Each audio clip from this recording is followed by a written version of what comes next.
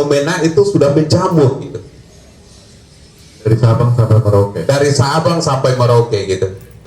Dan biasanya setiap orang tua akan berusaha bagaimana anaknya bisa hidup bahkan lebih baik dari orang tuanya. Sudah pasti ini adalah pelecehan ya, pelecehan. Dari tadi kami sudah berbincang Bu, karena teman-teman ini kayaknya sudah agak gatal juga ini mau berbicara gitu. Ya, saya kasih kesempatan kepada teman-teman untuk kita sharing session ya, berdiskusi ataupun bertanya dengan para narasumber. Kepada teman-teman saya persilakan dengan hormat gitu. Nah, oh ya, Pak Herianto. Ya, terima kasih. Assalamualaikum warahmatullahi wabarakatuh. Perkenalkan, nama saya Herianto, saya dari UMU Buton. Jadi tema yang hari ini kita bahas sangat menarik ya. Artinya kita bicara nepotisme bayi lah, atau baby nepot. Jadi baby apa? Nepo baby. Jadi kalau kita lihat secara perkembangan akhir-akhir ini, bahkan bukan hanya di Indonesia, di tingkat Asia pun nepo baby ini makin sudah menjadi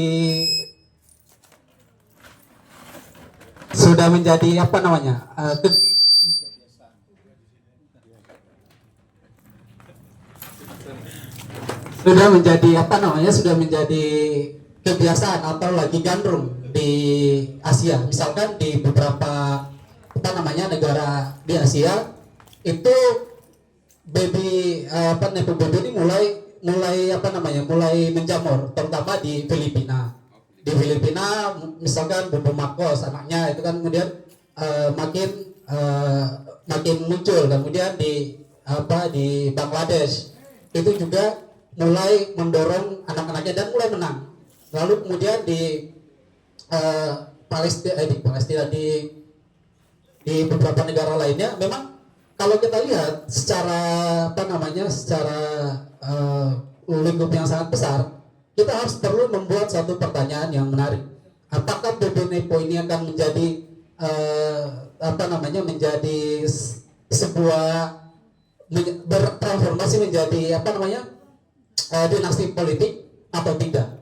Nah, itu juga perlu kita bahas, karena kalau kita lihat secara penelitian, memang baby nepo ini akan berakhir pada dinasti politik yang kemudian mengakar kemana-mana. Karena ketika dia mengakar kemana-mana, maka kemudian impact yang kita dapatkan adalah hampir sebagian besar penelitian mengatakan bahwa baby nepo ini akan menghasilkan pertumbuhan ekonomi yang menurun, justru menghasilkan perubahan di lingkungan masyarakat yang semakin menurun. Akhirnya mereka mengambil alih dalam skop yang sangat besar. Jadi memang sangat berbahaya. Ini adalah menjadi bibit dinasti politik kalau kita kita tarik ke dunia politik. Karena memang baby nepo hanya sebatas pada bagaimana kemudian orang tua mendorong anaknya menjadi orang kaya. Kalau misalkan dia sudah kaya, atau kalau ketika dia sudah jadi misalkan jadi politisi, maka dia mendorong anaknya jadi politisi. Namun jadi persoalan adalah ketika kemudian anaknya didorong, dia tidak didasarkan pada kemampuan. Dia tidak didasarkan pada kemampuan. Berbeda kemudian kita bicara meritokrasi. Ya, kalau kita bicara meritokrasi, maka kemudian dia berbicara tentang kemampuan, kepintaran, kepandaian, dan di situ semua orang berhak menduduki jabatan apapun. Sehingga kemudian menarik dari diskusi ini harusnya menjadi menjebar luas, karena memang hari ini kita dihadapkan pada persoalan ketika kita bicara demokrasi, maka baby nepo ini kemudian menunggangi demokrasi, sehingga kemudian muncul beberapa negara tadi mendorong anak-anaknya supaya bisa masuk pada kekuasaan. Akhirnya apa? Ketika kemudian mereka masuk pada memegang kekuasaan, mereka akan menjadi brutal. Misalkan di di Bangladesh itu lawan-lawan politik kemudian dipenjarakan, ditahan dan lain sebagainya. Nah ini kemudian efek dari itu dari segi kebijakan yang kemudian dikeluarkan. Lalu kemudian kita bicara dari segi ekonomi, banyak kemudian yang awalnya ekonominya bagus, negaranya kemudian menjadi turun. Nah ini juga persoalan yang kita lihat. Nah di Indonesia sendiri memang sekarang kita bisa saksikan bersama Nepo BB ini sudah berlangsung lama. Kita harus akui itu, dia sudah berlangsung lama pasca reformasi kan adalah tujuannya bagaimana kemudian menghilangkan tadi sekat-sekat nepotisme tadi. Ya, tapi kenapa kemudian hari ini dengan adanya demokrasi lalu kemudian dia kembali lagi? Karena memberikan ruang mereka. Misalkan kita berkaca di beberapa wilayah yang memang sudah turun-temurun mensukseskan anaknya seperti itu, kayak misalkan di Banten. Banten itu kan bisa kita lihat ketika kemudian cengkeraman politiknya masuk ke daerah itu menjadi bibit-bibit korupsi itu muncul di situ.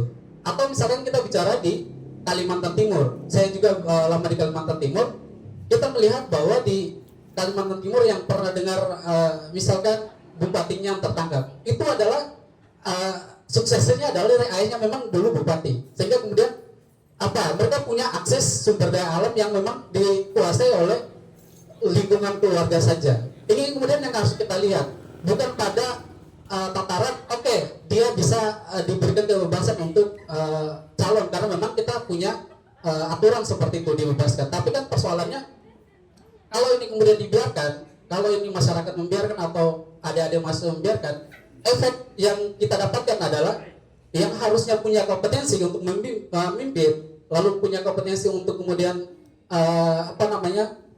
menjadi yang di atas, tapi dengan adanya kungkungan dari dinasti tadi, sehingga kemudian tidak ada peluang bagi yang di bawah tadi yang punya kemampuan, yang punya rasa yang punya kepemimpinan yang baik itu tidak muncul karena memang dikungkung. Sampai hari ini bisa kita lihat misalkan di Banten itu menjadi kita kita bisa baca secara bersama itu.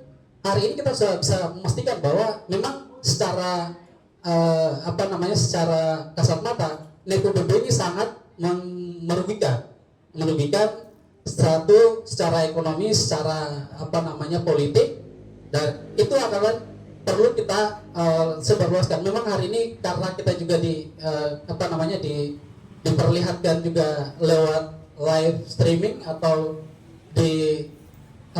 disebarkan, memang ini juga harus kita tumbuh kembangkan forum-forum seperti ini, karena biar bagaimanapun kita dihadapkan juga di era demokrasi seperti ini, kekuasaan punya alat sendiri ya gitu. Punya alat untuk merepresi orang-orang yang bisa memberikan pendidikan politik. Misalkan kita ingat pada kasus darurat demokrasi. Ketika darurat demokrasi itu belum muncul para pengagum pemerintah ya, dalam hal ini kalau kita katakan buzzer lah. Ini menjadi persoalan juga di kita. Ketika kita kemudian menyampaikan hal yang benar, kemudian pemerintah mengkantor dengan buzzer. Itu juga yang harus kita tumbuh kembangkan di forum-forum seperti ini, dan harapannya bisa menjadi lebih luas. Kalau hanya dalam perbincangan 1-2 orang kan terbatas. Kalau ketika kemudian ini menjadi perbincangan yang masif, itu menjadi satu kampanye yang baik seperti itu. Saya kira itu saja. Terima kasih. Berikan aplaus buat ini. Ya. Ini forum demokrasi kita ini. Jadi tidak ada pembatasan selagi itu etikanya bagus. Bismillahirrahmanirrahim. Assalamualaikum warahmatullahi wabarakatuh. Waalaikumsalam. Pertama-tama saya mau mengucapkan terima kasih banyak telah menjadi narasumber di Kopi Intelektual. Ini merupakan wadah ya yang sebenarnya diselenggarakan oleh Fakultas Ilmu Pemerintahan dan Hukum Universitas Muslim Buton. Nah, artinya masih banyak lagi nih Bu mahasiswanya, tapi karena proses perkuliahan ini belum berlangsung, nah makanya memang seperti ini. Nah, dan kami berharap kedepannya nanti mungkin akan banyak lagi diskusi-diskusi yang akan kita lakukan. Nah, kemudian tadi Ibu sudah menyinggung masalah nepo baby dikaitkan dengan demokrasi, ini merupakan suatu pelecehan terhadap demokrasi kita. Nah, ini memang topik yang sangat menarik sekali. Nah, karena kenapa? Ya tadi secara nasional saja ya kita sudah dipertontonkan. Kita melihat bahwa orang-orang yang menduduki jabatan pemerintahan ini yang seharusnya mereka yang menegakkan etika ya, terhadap proses politik pemerintahan. Nah, namun malah mereka yang menunjukkan bahwa hal ini adalah baik-baik saja. Nah, kembali lagi bahwa selama ini kita melihat bahwa nepotisme ini di lain sisi memang bagi saya ya, karena saya juga nih sempat juga kan berdiskusi dengan beberapa dosen yang lain juga, dan mereka berpendapat seperti ini Bu. Ini saya juga meminta juga tanggapan dari Ibu bahwa ya kalau seumpamanya anaknya itu memang memiliki kompetensi yang memang dibutuhkan, kenapa tidak? Tetapi pada tataran apa nepotisme itu tidak boleh adalah apabila ya jabatan yang sedang dipegang, dalam hal ini kekuasaan yang dia miliki, dia gunakan untuk mendorong atau menggunakan segala sumber daya kekuasaan yang saat ini dia pegang untuk mensukseskan keluarganya lah dalam istilah. Nah, ini yang tidak boleh, karena tidak boleh juga ditutup. Dia juga memiliki hak, seperti yang Ibu bilang tadi ya, dalam konteks warga negara dia memiliki hak sebagai orang yang bisa ikut berpartisipasi dalam proses politik. Nah, sebagai warga negara. Nah, ini bagaimana tanggapan Ibu melihat pendapat seperti ini? Terima kasih banyak. Assalamualaikum warahmatullahi wabarakatuh.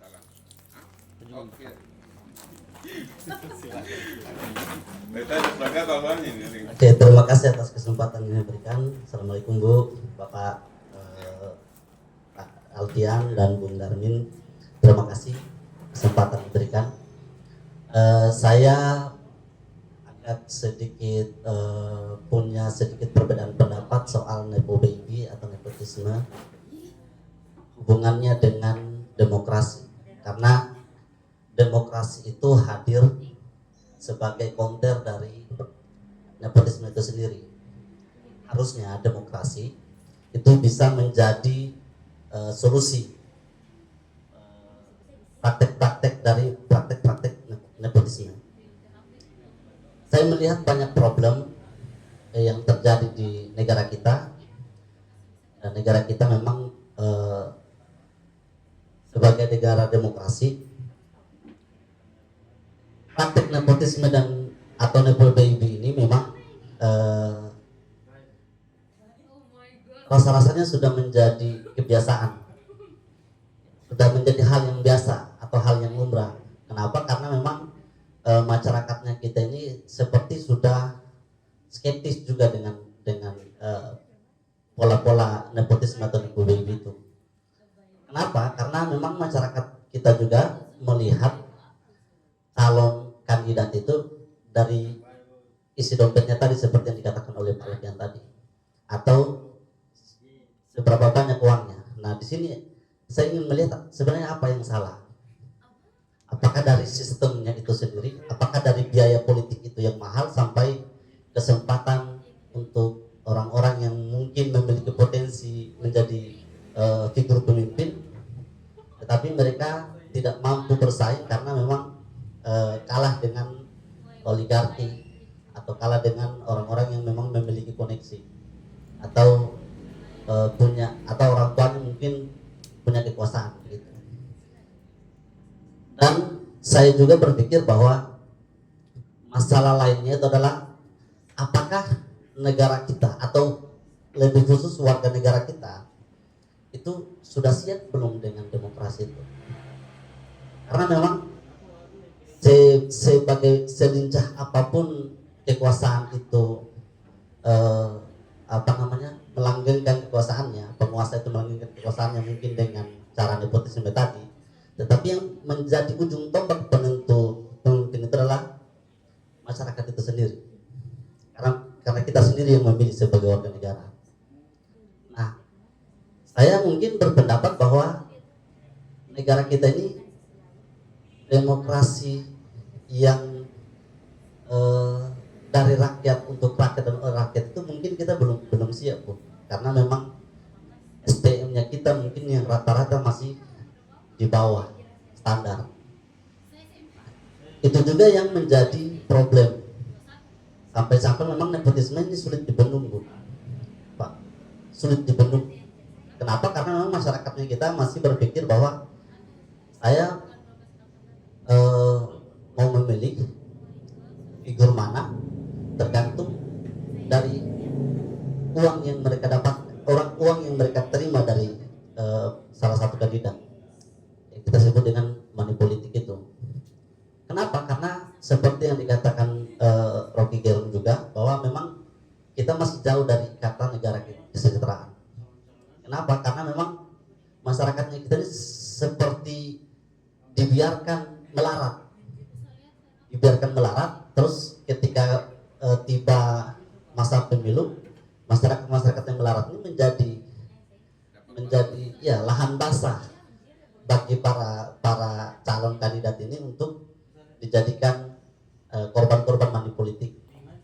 Nah, itu juga problem yang menurut saya. Nah, pertanyaan saya adalah dari kedua problem yang saya sampaikan tadi, kira-kira kita sebagai akademisi bagaimana cara menyelesaikannya, atau bagaimana kira-kira minimal meminimalisir ini praktek-praktek nepotisme dan money politik ini.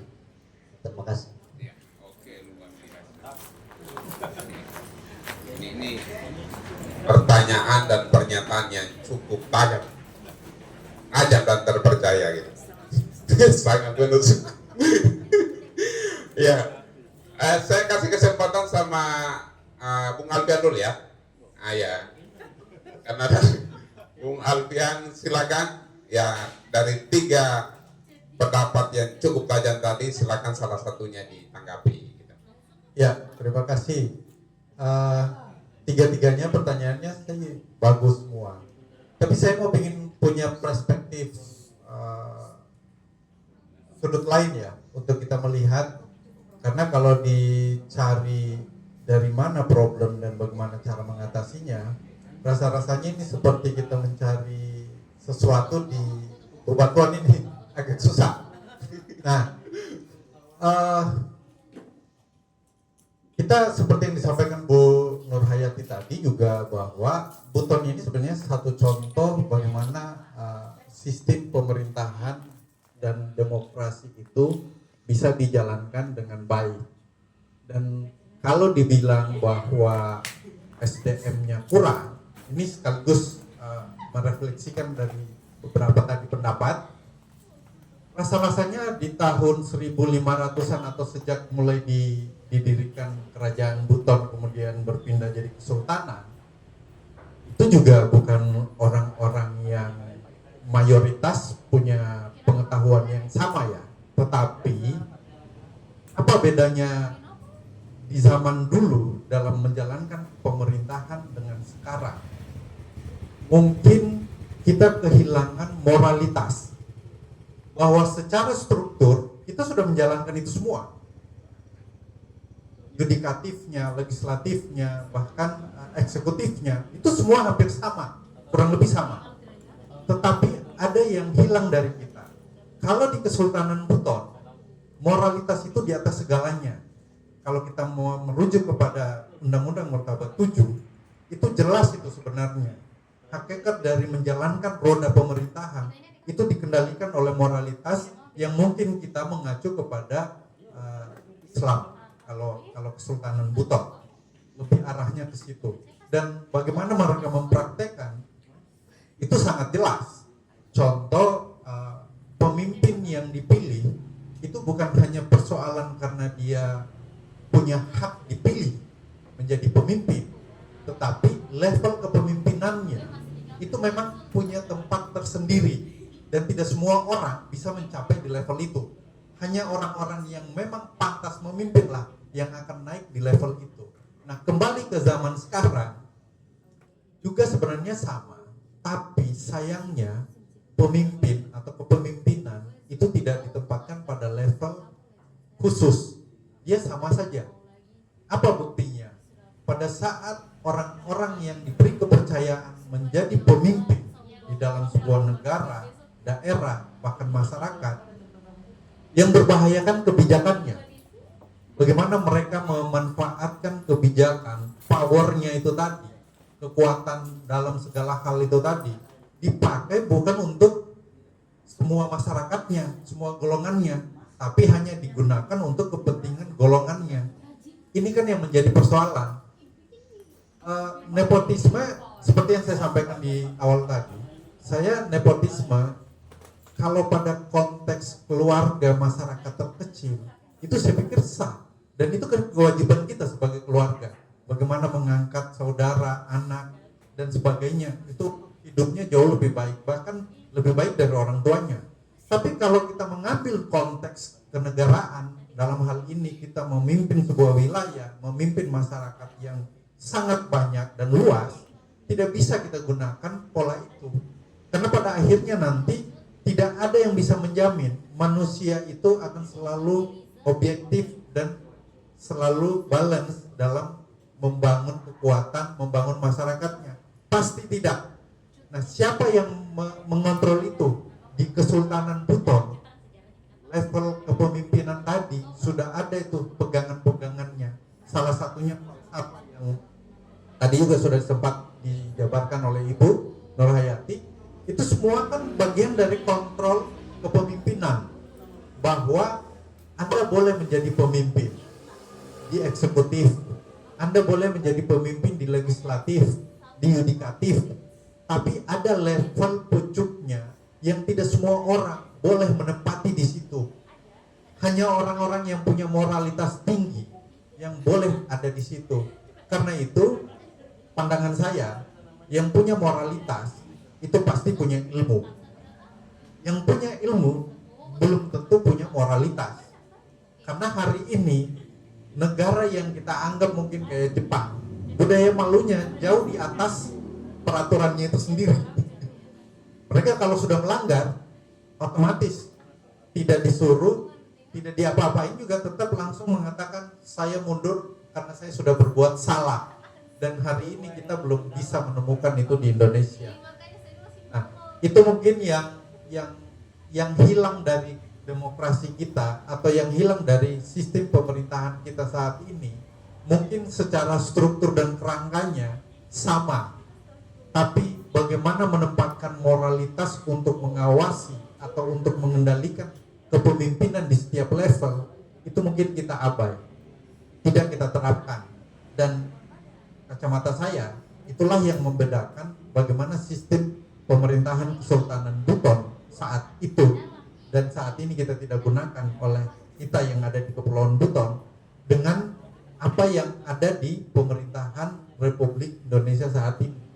Itu mungkin yang menjadi lucu ketika kita memperdebatkan berbagai sistem pemerintahannya, tapi di saat yang bersamaan yang harusnya pucuk-pucuk yang bisa menetapkan itu menjadi guidance-nya kita, tidak ada itu yang melakukan. Masyarakat kecil berteriak pasti, dan kalau money politik saya malah menganjurkan ambil aja buat masyarakat. Karena hari ini kalau tidak ada itu, mereka juga akan susah hidupnya. Sementara kebijakan-kebijakan kepentingan publik itu dikup sama kelompok-kelompok yang punya akses dan punya perkalian dengan siapa yang menjabat.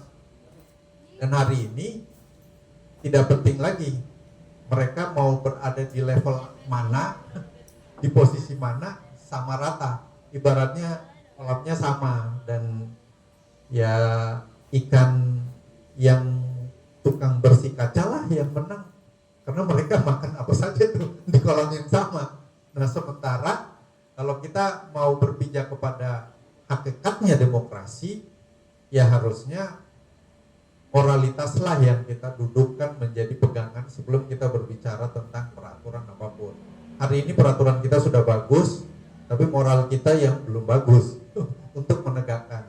Mungkin buat saya, Itu yang menjadi kegelisahan karena tidak ada satupun kita mendiskusikan tentang bagaimana sih etika moralnya. Tidak ada kan rasa malu sekarang. Ketika dihujat pun dianggap oh itu hal yang bagus dan pembenaran. Itu mungkin yang bisa saya sikapi dari diskusi malam ini. Nepo baby buat saya kalau dalam skup keluarga, dalam skup kecil boleh-boleh saja. Tapi kalau kita sudah berbicara tentang organisasi negara, di mana di situ ada peran penting bagaimana membangun peradabannya, itu butuh pemimpin yang punya level tertentu. Tidak semua orang dan termasuk kita-kita, tidak semua bisa untuk sampai ke level itu. Bagaimana caranya? Ya masing-masing individu lah yang harus mengisi dengan berbagai macam pola dan sistem yang ada di masyarakat kita saat ini. Itu kira-kira Pak Darmi. Oke, luar biasa. Ya, selanjutnya Ibu Nurhayati, karena ini waktu kita, durasi kita agak pendek ya. Jadi ini pernyataan untuk menjawab pertanyaan tadi sekaligus closing juga. Ya, oke, silakan. Terima kasih. Pertanyaannya bagus ya. Ketiga pertanyaan bagus dan saya pikir itu sharingnya, masukannya. Bukan berarti kami duduk di depan ini yang lebih mengetahui, tetapi kita saling berbagi lah. Ya, karena kata orang bijak, manusia itu tidak ada yang sempurna. Nah, dari ketiga pertanyaan tadi saya ingin memulai dari kata Sokrates. Sokrates itu dia katakan bahwa orang yang pintar atau orang yang pandai pasti dia akan mengetahui orang yang bodoh. Tetapi orang yang bodoh tidak akan pernah dia bisa mengetahui orang pintar karena dia belum pernah pintar. Tetapi orang dia mengetahui orang bodoh karena dia pernah bodoh. Nah, seperti itu. Nah, kalau dianalogikan dalam kata pemimpin yang suka dengan yang namanya sistem nepotisme, nah itu seperti tadi. Dia mungkin pintar ya, tapi tidak cerdas. Karena berbicara nepotisme itu, di situ ada transaksi, transaksional. Ya, karena kalau menurut saya nepotisme itu adalah koneksi body. Jadi kepentingan dialah yang akan diperjuangkan. Nah, ini yang dicegah dalam sistem demokrasi. Demokrasi tidak menginginkan seperti itu, karena mematikan yang namanya tadi partisipasi, mematikan yang namanya penyetaraan. Peluang untuk semua warga itu dimatikan oleh kelompok tertentu karena nepotisme itu tadi. Nah, pertanyaannya, kita mulai dari mana? Ya dari diri kita sendiri. Bonaventure Voliosi di Buton ini katakan bahwa okarota seupayasa. Diri kita ini adalah cermin. Tadi kita disampaikan dengan Bung Alvin, itu sangat luar biasa. Memang di kita Buton ini yang namanya moralitas itu dalam kehidupan sosial, politik, ekonomi dan lain semuanya itu yang diutamakan itu moralitas, terbukti dengan filosofis Sarapatanguna dalam dimensi bernegara. Terakhir itu dikatakan bahwa filosofis keempat itu dikatakan bahwa Aindena Mosara Sawanamu agama. Artinya, apalah artinya sebuah pemerintahan yang zalim kalau nilai-nilai agama hancur di situ. Hancurnya di situ salah satunya itu tadi nepotisme. Ya, pengembalian hak orang yang tidak kapital misalkan, itu menyalahi aturan secara umum dalam semua nilai agama. Yang kebebasan dihambat, oleh kesempatan dihambat oleh oknum-oknum tertentu dengan menggunakan sistem atau Makanya yang namanya kelompok oligarki itu dia sudah mulai harus menguasai dari mana dulu, dari pemerintahan. Sekarang juga sudah dikuasai oleh oligarki. Nah, begitu salah satunya yang tadinya undang-undang yang menyaratkan presiden dan wakil presiden itu usianya 40 tahun ya, kok tiba-tiba di untuk tabung Jadi 30. diganti. Ini kan berarti sudah terjadi yang namanya penguasaan. Sudah pasti oligarki.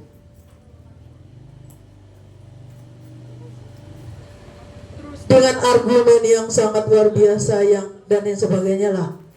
Tetapi kalau dirasionalkan kan sangat tidak masuk akal. Nah ini yang perlu kita pahami. Terus di nepotisme itu ada yang namanya money politik. Itu tadi transaksi tadi ya, hasil dari transaksional. Nah kita di Buton, lagi-lagi saya kembali ke nilai-nilai kita. Dan saya sangat bangga dengan nilai-nilai kita. Dalam penyelenggaraan negara, di Buton itu ada yang dikenal namanya filosofis penegakan pemerintah baru zaman. Ketika sistem pemerintahan itu dijalankan dengan praktek transaksional, praktek dagang, maka hancurlah rezim itu. Jauh sebelum James Greger mencetuskan sebetulnya yang tentang kepemimpinan transformasional dan transaksional, Buton sudah menerapkan itu. Jauh sebelumnya sudah menghindari yang namanya praktek transaksional dalam penyelenggaraan negara. Makanya kalau kita bilang saya sepakat dengan Bung Alvin tadi soal sumber daya manusia, kita tidak luar biasa. Tata negara kita itu sangat luar biasa dulu. Nah sekarang juga sumber daya manusia kita itu sangat luar biasa. Saya bangga jadi orang Buton. Masa IQ kita rendah sementara yang kita makan ikan segar? Ya, kalau dilihat dari aspek Kualitas SDM-nya. kesehatannya ya, protein. Masa kita dikalah dengan yang tidak makan ikan?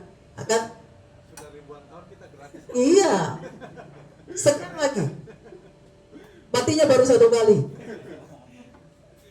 Malah kadang belum mati sudah dibakar.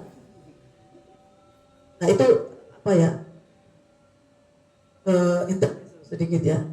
Nah ini kita baca terus ada tadi soal money politik. Saya melihat kenapa demokrasi kita seperti ini, karena ada sistem yang dipaksakan yang belum siap dilaksanakan oleh negara ketiga. Kita ini adalah negara ketiga. Kita belum siap secara ekonomi dalam tanda kutip. Masyarakat kita itu masih banyak jumlahnya yang miskin dibanding yang tidak miskin. Boro-boro berbicara demokrasi, karena mereka masih memikirkan bagaimana dia bisa makan pagi, mereka bisa makan siang, mereka bisa makan malam. Bukan berarti mereka tidak inginkan demokrasi, tidak. Nah, kondisi ini dimanfaatkan oleh kelompok-kelompok oligarki tadi. Nah, ini mungkin akibat dari penjajahan ya, yang selama beratus-ratus tahun itu di zaman sebelum kemerdekaan nenek moyang kita itu mungkin akhirnya turun-temurun. Nah, ketika mereka berkuasa, mereka menggunakan juga sistem penjajahan itu di negeri sendiri. Nah, mungkin itu ya. Nah, ini yang perlu dicermati, perlu didiskusikan. Tetapi kalau kita ingin menghilangkan money politik tadi, dipicu juga oleh partai politik, mohon maaf. Partai politik seharusnya salah satu fungsi dia itu adalah memberikan pendidikan politik terhadap masyarakat. Tapi memberikan contoh praktek transaksional. Salah satu contoh misalkan, untuk mendapatkan pintu partai, saya tidak lihat sejarah nyata berbicara hukum. Jadi karena kita dalam negara hukum ada praduga tak bersalah ya. Isunya itu satu kursi itu harus dibayar dengan 1 M. Itu isu ya. Entah benar apa tidak, walau hanya sang pencipta yang mengetahui dan pelaku. Di negara Konoha itu sampai Ini kalau kita berbicara, jadi kalau kita berbicara bergembar-gembor bahwa menghilangkan money politik di masyarakat agak sulit. Mari kita mulai dari partai politik, kembalikan fungsi dia. Terus ketika partai politik mencalonkan calon pemimpin, maka godoklah kader-kader kamu yang ada di partai politik, sehingga terjadi yang namanya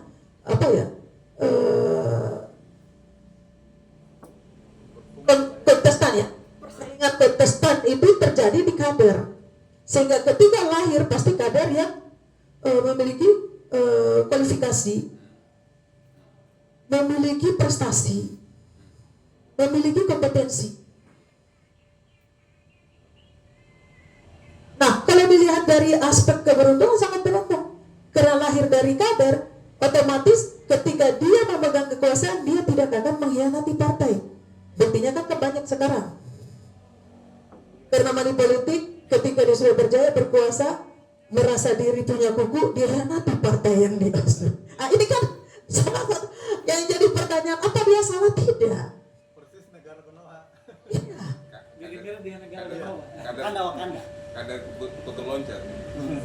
Jadi- Gara-gara Mulyono. Ini kan lucu ini. Jadi saya kurang sepakat kalau dikatakan bahwa negara kita ini tidak siap demokrasi. Tidak, sangat siap. Indonesia sangat siap demokrasi.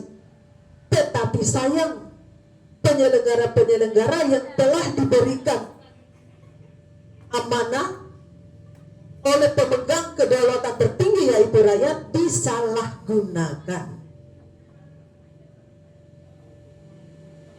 Contoh misalkan kita ingin melahirkan pemilu yang demokrasi.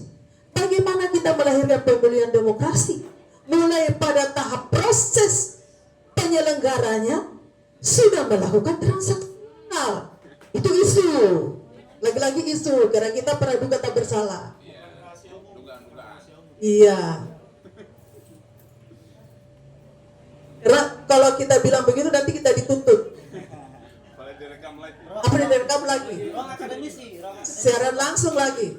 ruang akademik bebas. Ada mimbar bebas ya, tetapi ada etika-etika yang harus dijaga seperti itu. Ya, kita kembali saja ke negara hukum. Ada praduga tak bersalah. Nah, ini kan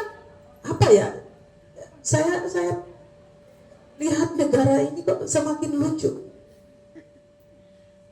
Ada salah satu di Sulawesi Tenggara ini ada ketua partai yang tidak diberikan rekomendasi oleh partainya sendiri. Nah, yang jadi pertanyaan, apa itu bisa dikatakan partai kader? Nah, sementara mereka mengagung-agungkan diri bahwa partai mereka itu partai kader. Ada beberapa, malah ada partai yang lari kosong. Padahal kursinya lebih. Ini kan lucu ini. Ini lagi-lagi saya katakan pelecehan. Ya, pelecehan terhadap kader. Nah, kembali apa sih hakikat dari partai politik itu sendiri? Seperti itu. Apa sih hakikat demokrasi itu sendiri? Tapi kata Prof. Afan Ghaffar dikatakan bahwa kalau suatu negara atau orang yang mengklaim diri dia sangat demokrasi, maka dalam proses itu dia sudah mulai jauh dari kehidupan demokrasi. Itu kata Prof. Afan Ghaffar ya. Nah, contoh kita bisa lihat praktek Amerika diklaim sebagai negara demokrasi. Tetapi dengan kekuasaan dia pada saat itu ya, bukan sekarang. Pada saat itu dia mendukung orang atau menyerang negara tidak memiliki kekuatan sebagainya. Ini kan itu tadi salah satunya. Makanya dalam agama kita itu dianjurkan yang sederhana saja, termasuk makan sederhana, minum sederhana, berpikir sederhana, tidak usah muluk-muluk. Nah, konsep hidup itu ada di Buton.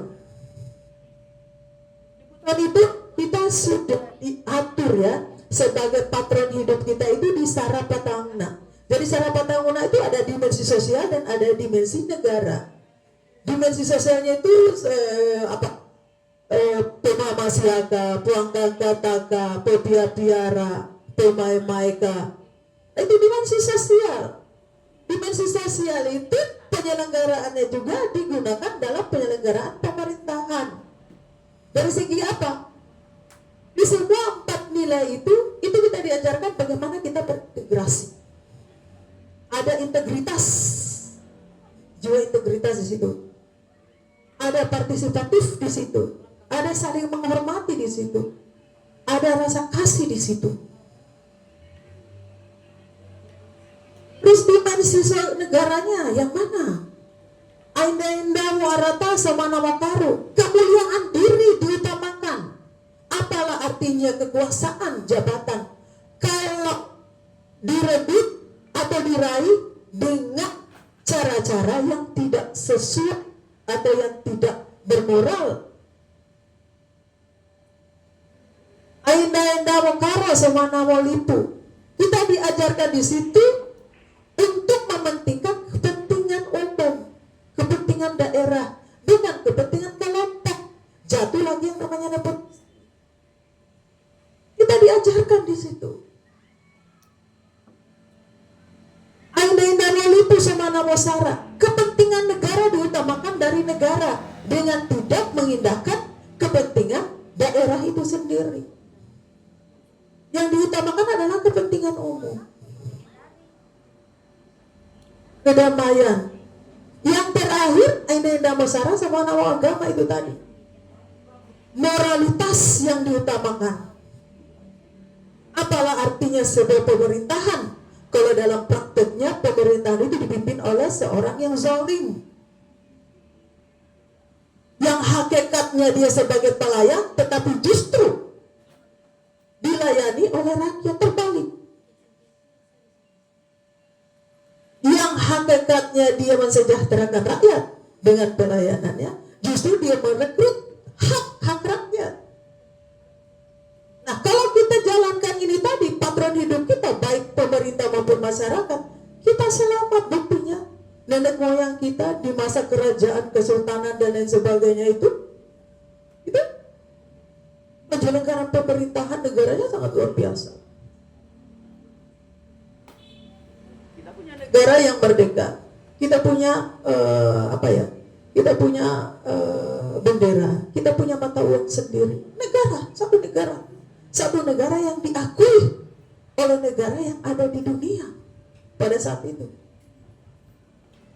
Nah, itu mungkin ya dari ketiga penanya tadi. Kembali lagi saya ingatkan bahwa kata orang tua, Okarota Sopaya, diri kita ini adalah cermin. Nah, untuk menghilangkan praktek-praktek seperti itu, kita mulai pada diri kita. Karena kalau kita dari sekarang untuk menghilangkan itu sulit, karena mereka sudah mendarah daging. Kenapa? Uang yang panas, mereka sudah memberi makan kepada anaknya. Anaknya juga kawin mawin, dia sudah memberikan juga uang panas itu kepada akhirnya dia turun-temurun. Nah, kita mulai dari mana ini? Makanya kita mulai dari diri kita sendirilah. Mari kita belajar hidup berdemokrasi. Terima kasih. Assalamualaikum warahmatullahi wabarakatuh. Waalaikumsalam warahmatullahi wabarakatuh. Ini adalah sebuah perbincangan yang cukup filosofis dan cukup memberikan perhatian kita terhadap kondisi negara ini. Yang menurut saya ada semacam keterpurukan nilai. Oleh karena itu saya sekedar mengingatkan sebelum kita menutup acara ini bahwa ada risalah Rasulullah Sallallahu Alaihi Wasallam yang pada waktu itu dia bersumpah, apabila anak saya berbuat kejahatan, maka bukan orang lain yang menghukum dia, tetapi tangan ini sendiri yang akan memotong tangan. Hal yang seperti itu menjadi cerminan bagi kita yang penerus dan pengikut Rasulullah Sallallahu Alaihi Wasallam untuk meneladani apa yang menjadi akhlak dari Rasulullah, bahwa dia tidak pernah mengatakan nantilah anak saya yang akan menjadi khalifah ke depannya. Tidak pernah. Bahkan yang menjadi khalifah yang selanjutnya adalah Abu Bakar. Apa artinya? Bahwa yang dikedepankan Rasulullah adalah kompetensi, kesanggupan, kelayakan, kualifikasi, dan ketekunan dia dalam menjaga nilai-nilai kebaikan itu sendiri. Oleh karena itu, satu hal yang perlu kita kutip di sini adalah bahwa ternyata nepotisme yang sudah menjalar sampai ke akar-akarnya ini hanya karena nilai-nilai kebaikan kita yang sudah rapuh. Maka mulai dari sekarang, jagalah diri kita, keluarga kita dari api neraka. Saya Ilai Taufiq Walhidayah. Assalamualaikum warahmatullahi wabarakatuh.